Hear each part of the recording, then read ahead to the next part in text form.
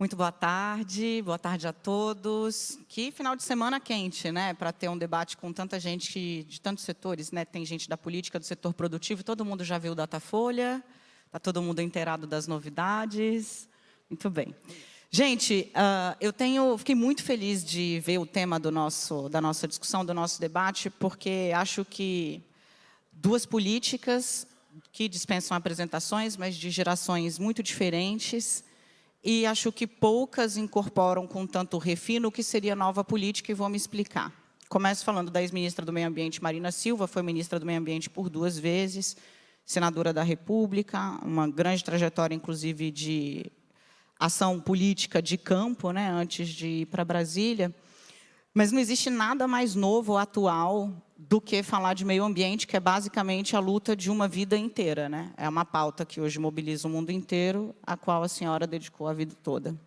Tabata Amaral, ela é um expoente do que se convencionou chamar de nova política, um mercado muito diverso, né, Tabata, do qual ela faz parte, se firmou presidente de partido agora, na maior unidade da federação do país, é, de novo, né, um expoente do que se convencionou chamar nova política. Eu começo com você, Marina. Num cenário onde a trajetória de uma vida inteira, de décadas, né, ainda pode soar como novidadeiro, quase estranho aos ouvidos de tanta gente, o que é nova política? O que você vê de novo na política do Brasil? No que o Congresso de hoje é diferente do que a senhora frequentou por 8 anos?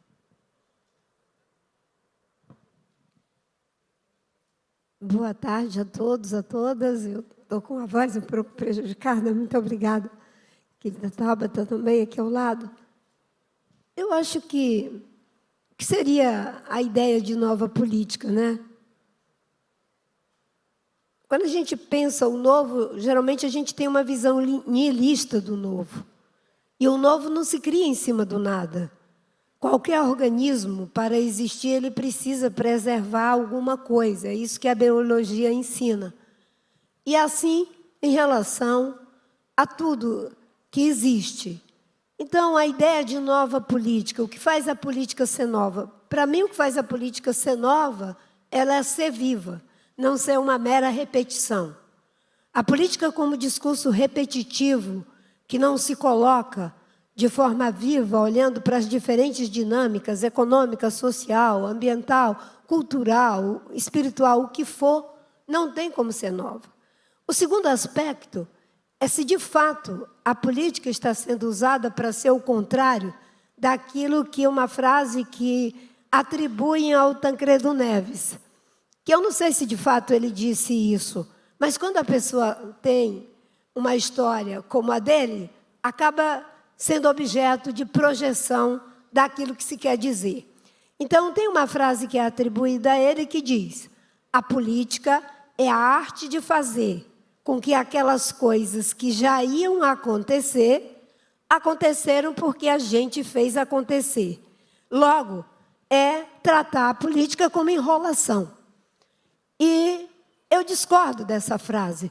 A política não é a arte de fazer com que as coisas que já iam acontecer, aconteceram porque a gente fez acontecer. A política é a arte de fazer com que aquelas coisas que dificilmente iriam acontecer, aconteceram porque a gente fez acontecer. E aí, se a gente for para o terreno da filosofia política, a gente vai encontrar uma das pessoas que mais contribuiu com a política no seu livro Em Busca da Política, que é o Bauman, quando ele diz que a política está em profunda crise. E por que ela está em crise? Ele diz o seguinte, que se a política for para juntar pessoas apenas para fazer mais do mesmo, então para que serve a política? A política é para fazer com que as transformações ou as preservações que precisam ser preservadas aconteçam por decisão política. Nesse sentido, eu acho que temos momentos em que ela inova, tem momentos que ela retrocede e tem momentos que é uma verdadeira regressão. No Brasil, querer reimprimir uma ditadura é uma verdadeira regressão. Isso é voltar a um ponto anterior àquele que já se tinha alcançado, E eu tomo esse conceito emprestado à psicanálise, que trabalha muito bem com a ideia de regressão. Nós vivemos recentemente uma verdadeira regressão política, que é um impensável. Em termos econômicos, nós estamos vivendo também uma regressão. A meca do liberalismo impondo taxas de 50% em um outro país capitalista. 15% na União Europeia. Isso é uma regressão, não é um retrocesso. Então, nesse sentido, a política é a arte de produzir avanços em benefício social, cultural, ambiental, político, ético e estético. Tabata, deputada, ouvindo aqui a Marina, ela deixou um gancho muito interessante para a gente começar a nossa conversa. Porque a senhora tem de chamar, gente, é obrigação da profissão. A senhora vem nesse levante, nesse tsunami de novidades, digamos assim. Em 2018, o Brasil decidiu testar coisas diferentes, e a senhora aparece na política ali. Quanto efetivamente de novidade, inclusive porque a senhora se preparou, né, estudou gestão pública fora do país, enfim, quanto de novidadeiro ou de novidade a senhora viu com esse tsunami do novo que veio junto com a senhora para o Congresso? Boa tarde, ou quase boa noite. Boa tarde a todas e a todos. Um prazer estar aqui com vocês. Agradecer ao João, à Camila pelo convite, todo o time do Esfera.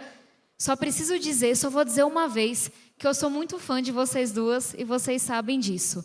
Tem uma frase, um dito popular que eu gosto muito, que quando o rio enche, ele não enche só com água limpa. E eu não quero aqui fazer nenhuma fala moralista, mas gosto dessa visão para explicar o que aconteceu em 2018.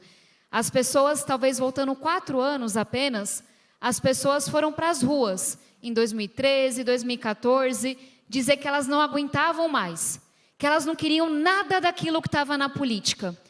A gente só não conseguiu ainda coletivamente concordar sobre o que é que a gente vai colocar no lugar. A gente conseguiu concordar lá atrás, porque o movimento que foi para as ruas não foi partidário. Ele foi majoritário da população, para dizer não queremos, basta.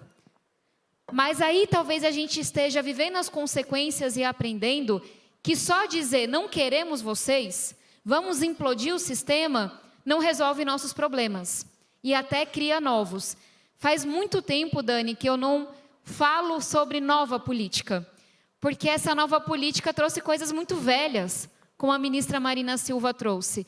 Porque essa dita nova política resolveu poucos problemas do nosso Brasil. E eu até brinco, quando eu estou mais injuriada com os haters, a esquerda e a direita, que eu devia ter nascido na época de Ulisses Guimarães. Aí talvez meu trabalho fosse um pouquinho mais apreciado. Que é esse trabalho chato, mas que eu acho o máximo. Que é de você ir virar, olha, nesse Brasil tão dividido, já aprovei 30 projetos de lei, com o último. Só que não é isso que viraliza hoje em dia. Muitas vezes sou atacada, e muito atacada, por juntar gente que pensa muito diferente. Muitas vezes sou atacada e muito atacada por ser coerente com os meus valores, mesmo quando eles saem de moda. E é claro que eu brinco, porque naquela época talvez uma jovem da periferia não teria a menor chance de ser eleita, mas é para dizer que o que eu acho que é a boa política, o que me realiza enquanto liderança política, é juntar quem pensa diferente. Os melhores dias que eu tive no Congresso não foram os dias que um vídeo meu viralizou. Acho que eu me importo muito menos do que isso, do que a média da minha idade. Foi quando a gente aprovou o pé de meia. Foi quando a gente aprovou a lei de distribuição de absorventes. Outros projetos que sequer ficaram conhecidos, porque eram técnicos demais. O marco do ensino técnico, o novo Fundeb, o tanto de projeto que a gente aprovou de responsabilidade fiscal, o marco legal das startups. Essas coisas não viralizam. E aí, acho que a gente, sei que o tempo não é tão longo assim, mas a gente só não pode ser ingênuo de não pelo menos se provocar e entender que essa revolução que a gente está vendo na política, ela é concomitante à revolução que acontece na internet, a revolução tecnológica. Hoje em dia é muito custoso ser político no Brasil, honesto pelo menos. Eu sou cancelada 2, 3 vezes em uma semana.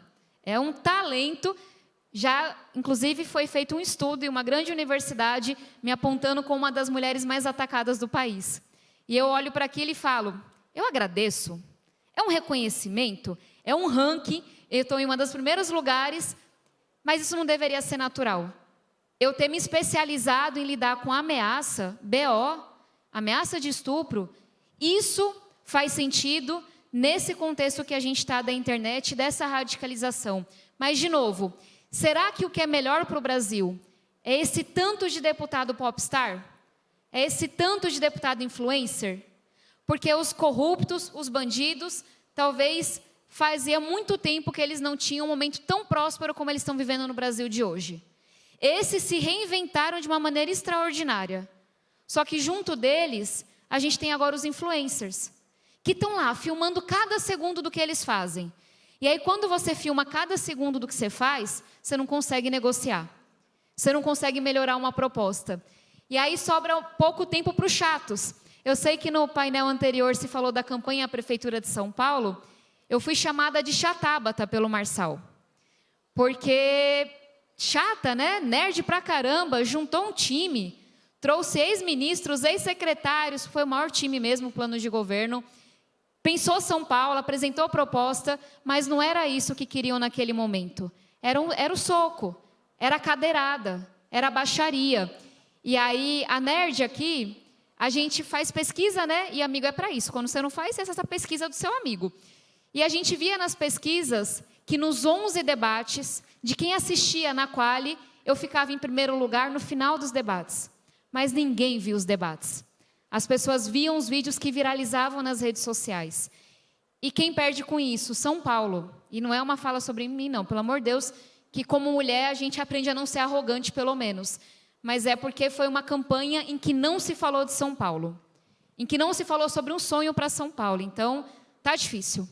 A gente vai voltar nisso, eu quero reservar um pedaço para falar sobre violência como método de política. E eu acho que a violência digital também acabou muito incorporada ao que se chama de novo na política brasileira. Mas, Marina, eu quero retomar um ponto que a senhora trouxe, que é a arte de produzir consensos, né? A Tabata também falou um pouco sobre isso, e que muitas vezes, nos tempos de hoje, o novo é conceder, inclusive, com antigas mágoas, digamos assim. A senhora fez isso por 2 vezes. Em 2014, fez uma opção que soou muito inesperada, nova, portanto, talvez, podemos usar aí como sinônimo, apoiou o Aécio Neves no segundo turno contra Dilma Rousseff, e em 2022 a senhora colocou uma pedra em cima de uma mágoa histórica que tinha com o Partido dos Trabalhadores, apoiou o presidente Lula no primeiro momento e governou com ele, inclusive travando uma batalha interna dentro do próprio governo, como acontece e como aconteceu. Eu queria que a senhora falasse um pouco sobre essas 2 experiências e como isso forja um pouco da política que vem se apresentar agora em 2026.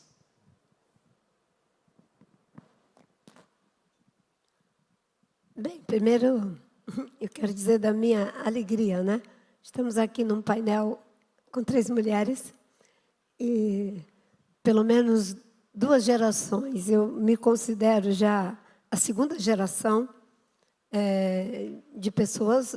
A Benedita, com certeza, é a 1ª geração de mulheres, Marta Suplicy e tantas outras, e ter uma mulher potente como a Tabata aqui me enche de alegria. A 3ª geração de mulheres na política, em um congresso que, das 513 cadeiras de deputados federais, temos 18% de mulheres, e das 81 cadeiras de senadores, temos também algo em torno de 18% de mulheres.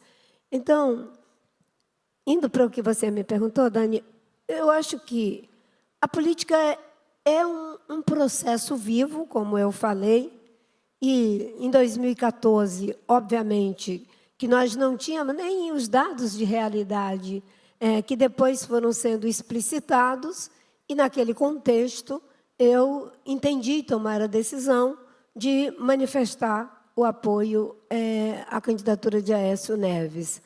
E agora, inclusive, eu estou vendo um debate em Minas Gerais de que, possivelmente, o Aécio possa, inclusive, compor um campo lá em Minas Gerais também.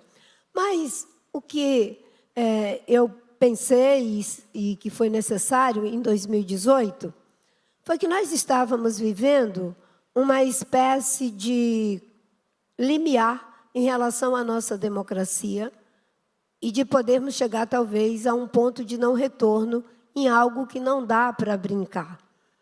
Naquele contexto, eu e o presidente Lula tivemos uma conversa em 2 tempos. Quando ele me ligou pediu para conversar, eu falei, primeiro vamos fazer uma conversa nossa, pessoal, e depois uma conversa pública. E a conversa pessoal foi tão boa que se transformou numa conversa pública. Do ponto de vista da conversa pessoal, foi mais fácil, porque nós nunca tivemos uma separação radical.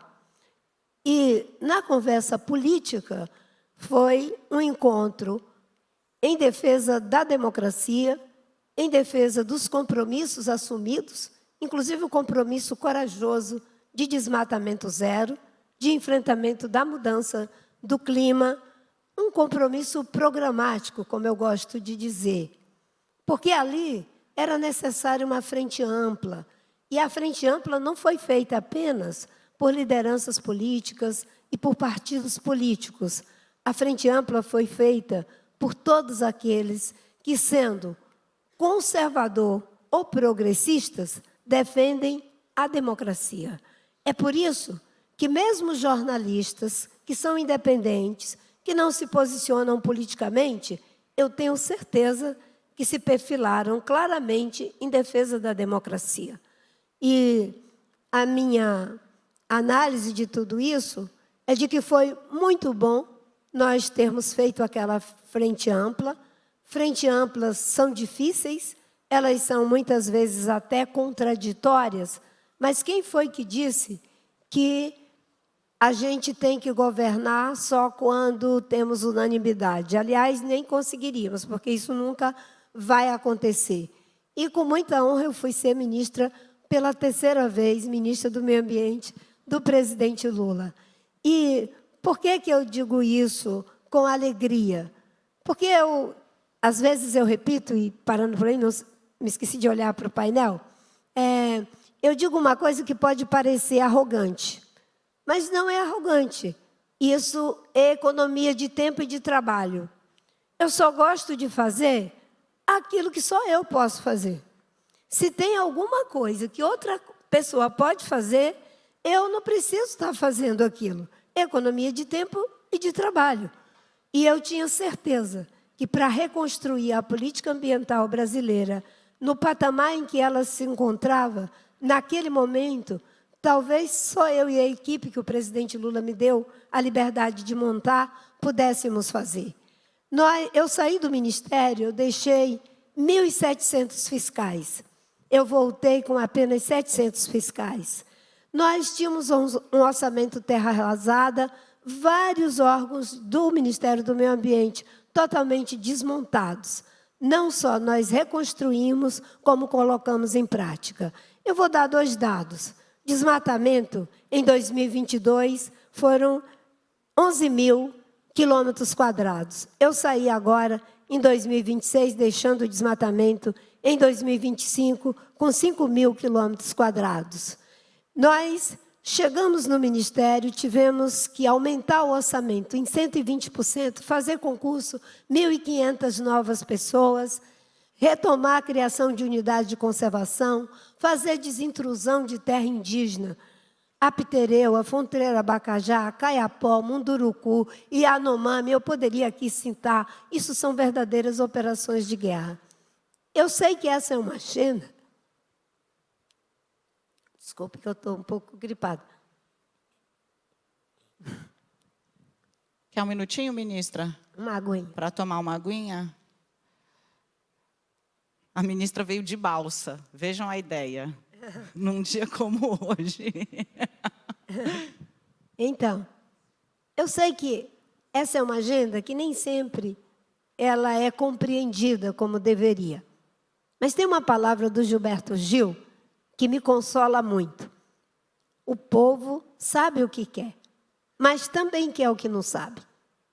E eu já encontrei muita gente dizendo, muito obrigada, Marina.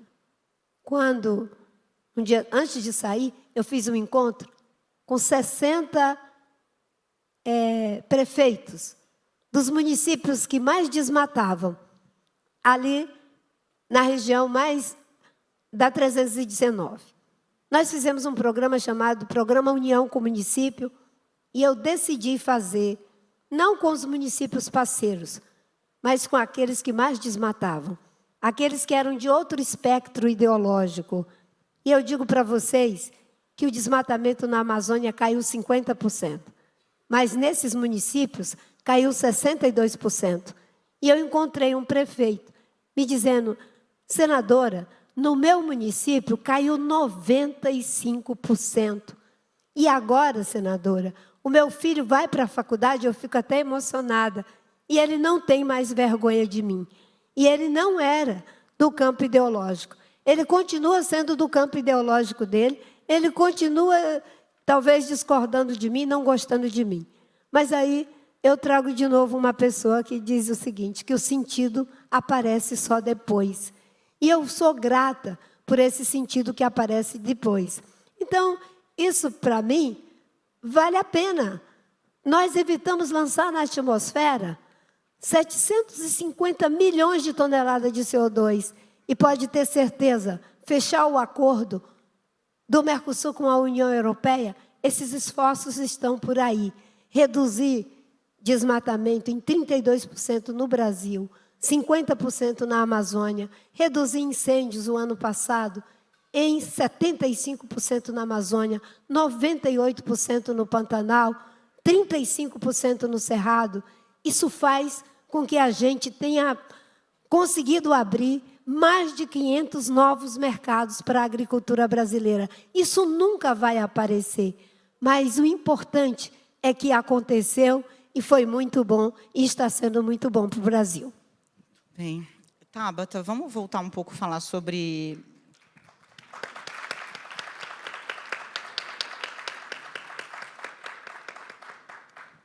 Falando de revoluções, né? A Tabata Amaral contou aqui um pouco do processo, né, de violência digital simbólica, da qual é alvo cotidianamente, infelizmente, muitas vezes em maior, outras em menor grau, mas infelizmente todos os dias. Só que isso fez de você uma figura boa de briga. É importante dizer. Então, mais do que deveria.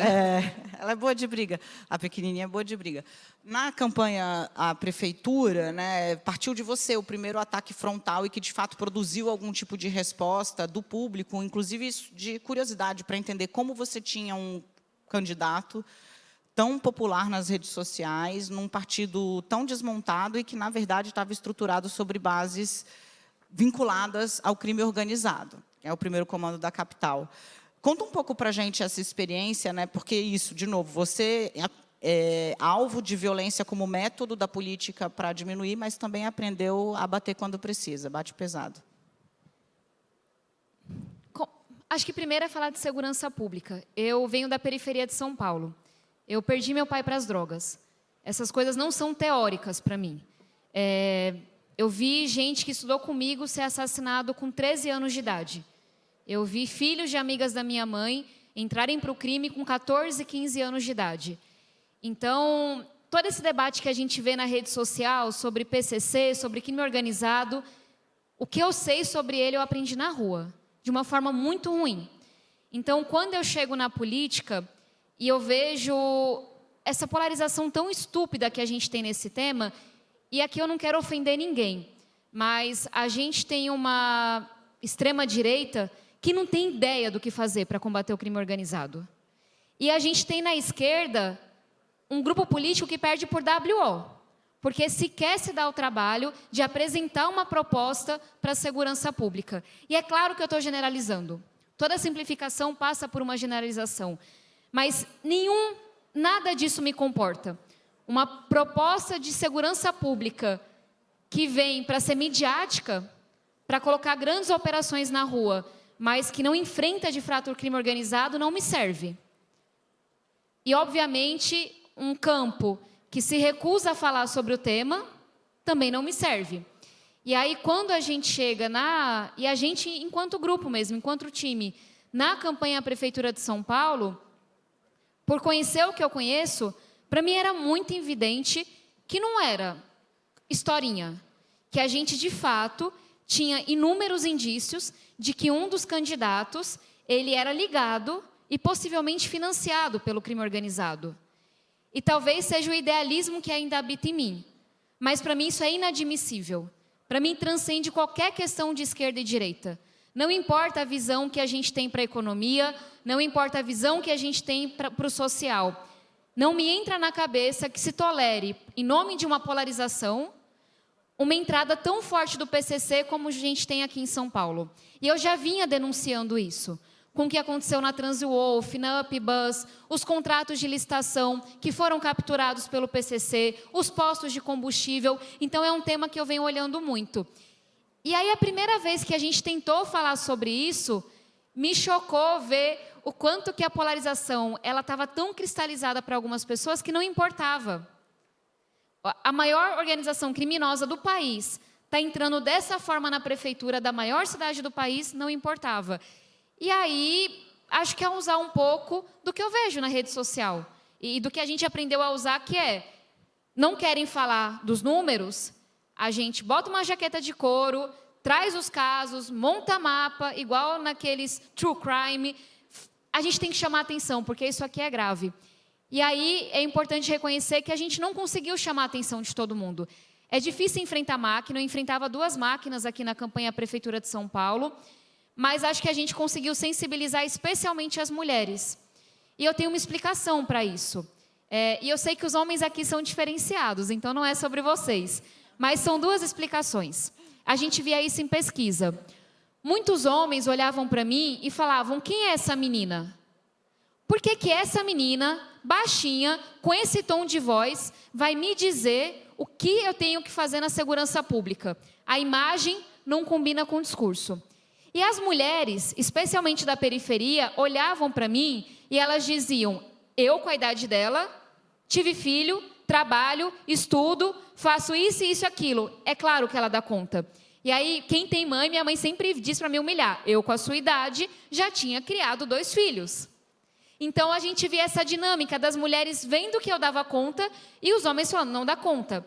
E aí, a segunda coisa era, as mulheres sofrem muito mais rápido as consequências da entrada do crime organizado nas periferias. Elas são mais sensíveis à perda dos filhos, elas são mais sensíveis à dependência química dos maridos, ao alcoolismo dos maridos. Então, enquanto para alguns homens o que eu estava falando era uma coisa teórica, para elas era uma coisa muito real. Porque elas sabiam da qualidade do transporte público, elas sabiam da interferência do PCC no dia a dia da comunidade, elas iam sentir aquilo primeiro. Então, no finalzinho da eleição, o meu público, que era mulheres, classe C, um pouco mais jovens, foi justamente o público que mais rejeitou o Marçal. E aí, para finalizar, claramente não fui tão efetiva assim em comunicar isso, mas isso me trouxe assim de cabeça para esse tema.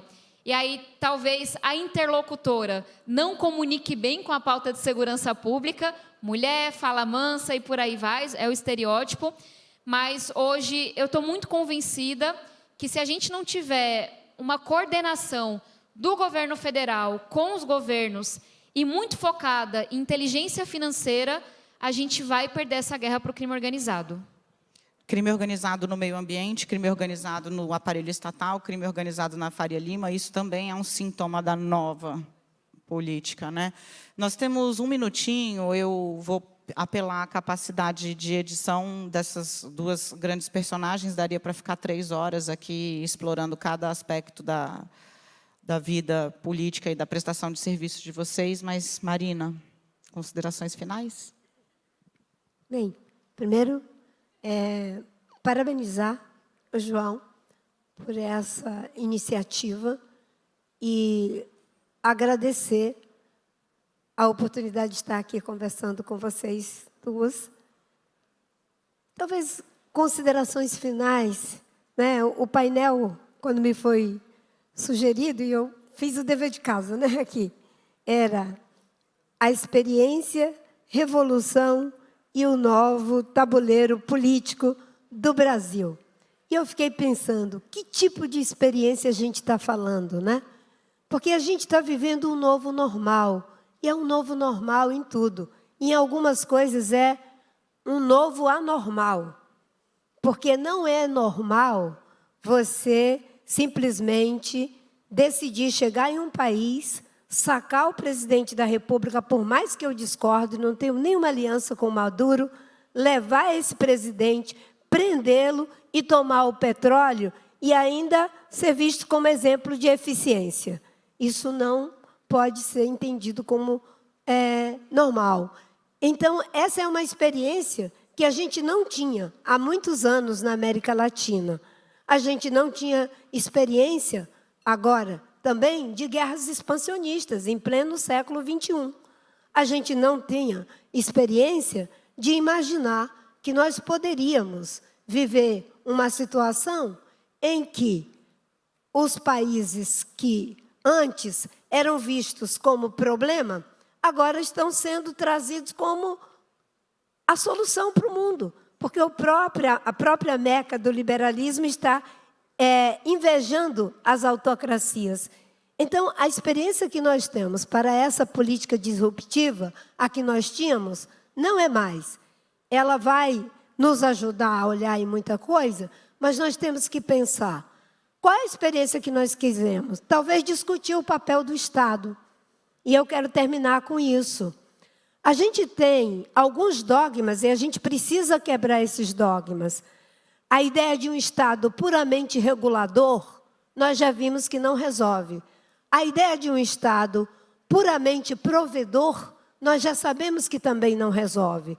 Talvez a gente tenha que fazer uma síntese dos dois e ter um Estado mobilizador, que é capaz de mobilizar o melhor de si mesmo, o melhor da iniciativa privada, da academia, da sociedade, para que esse Estado esteja à altura dos tempos que a gente está vivendo.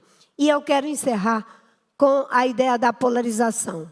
Meio ambiente, direitos humanos, respeito à diversidade, multilateralismo, desenvolvimento sustentável, proteção às mulheres, isso não é coisa de direita e nem de esquerda, isso é coisa de ser humano. E a gente tem que deixar de botar rótulos que nos separam naquilo que é de todos. Por isso que eu criei uma frase para nos unir a todos. Seja você conservador, seja você progressista, capitalista ou socialista, a crise climática está nos colocando em um lugar. Do mesmo jeito que todos nós, com raras exceções, éramos desenvolvimentistas, agora temos que ser todos sustentabilistas. Uns vão ser conservadores, outros vão ser progressistas. Uns serão capitalistas, outros serão socialistas, mas todos terão que ser sustentabilistas, porque a mudança do clima é uma realidade e a natureza não muda em função das nossas necessidades. Se eu sentir a necessidade de descer de um prédio em 1 segundo, eu vou descer se eu me jogar lá embaixo. Mas a lei da gravidade não muda em função da minha necessidade. Portanto, não adianta dizer, é de interesse estratégico para o governo, vamos passar por cima dos regramentos ambientais. A natureza não muda em função das nossas necessidades. Portanto, tem um lugar para todos nós, que é sermos sustentabilistas, progressistas, defendendo a democracia, defendendo a diversidade, e depois a gente debate as nossas diferenças. Obrigada. Tabata. Tem uma frase do Roberto Campos, o pai, que diz que o Brasil não perde uma oportunidade de perder uma oportunidade. E eu tenho pensado muito nessa frase, porque é aquela coisa, né? De perto ninguém é normal. Mas se a gente dá uma pequena distância, o nosso Brasil está num momento muito bacana, cheio de oportunidades. Foi falado aqui um pouco no vídeo, mas num mundo com tanta instabilidade política, a gente é uma democracia estável. Num mundo de tanta fragmentação, ser o país que dialoga com todo mundo é uma vantagem gigantesca. No mundo de crise climática tão intensa, ter a nossa biodiversidade, ter a nossa matriz energética é surreal. Falta talento não, falta investir nos talentos, falta educação, mas muitos países pagariam muito dinheiro para ter essas condições que a gente tem. Então a pergunta é, como é que a gente vai fazer para não perder mais uma oportunidade? E aí, me parece, eu falo muito da polarização, talvez por estar sempre aqui apanhando dos dois lados, mas me parece que a polarização exacerbada que a gente está vivendo faz a gente perder muitas oportunidades. Porque ela força a gente a achar que a economia vai de um lado e a proteção ambiental vai do outro. Porque ela força a gente a achar que não dá para a gente crescer com essa revolução tecnológica que a gente está vivendo. E aí, para a eleição desse ano, não vejo espaço ainda para a gente romper com a polarização que a gente está vendo. E aí, nesse contexto, todo mundo tem o seu lado. Eu tenho o meu e sou muito firme nele. Mas a gente tem uma oportunidade no Congresso. E aí, o tempo é muito escasso. Mas eu sempre faço a seguinte provocação. Quase todo mundo já decidiu o voto para presidente da República. Mas está se esquecendo que, nesse ano, a gente vota para deputado estadual, para deputado federal, para senador 1, para senador 2. Acho que vamos concordar aqui, um dos poucos consensos que ainda é possível, que o Congresso, do jeito que está muito ruim. E aí seria um outro debate para a gente falar sobre tudo que me preocupa no financiamento das campanhas desse ano. A gente nunca viveu uma campanha com tanto orçamento secreto, com tanta emenda desviada para financiar a campanha. A gente nunca viveu uma campanha com tanto dinheiro do crime organizado para eleger seus representantes no Congresso. Vai ser muito difícil fazer campanha nesse ano. Mas a gente também, poucas vezes, precisou tanto de um Congresso sério. E de um Congresso que priorizasse o Brasil. Então, é mais uma provocação. O voto de presidente da República, acho muito difícil a gente mudar o de alguém, pelo menos agora. Mas uma atenção para o Congresso e uma atenção para o Senado e para a Câmara dos Deputados, porque me preocupa muito esse tanto de dinheiro sujo que a gente vai ter e o rumo que as coisas estão indo. Mas ainda tenho muita esperança. Tabata Amaral e Marina Silva, senhoras e senhores.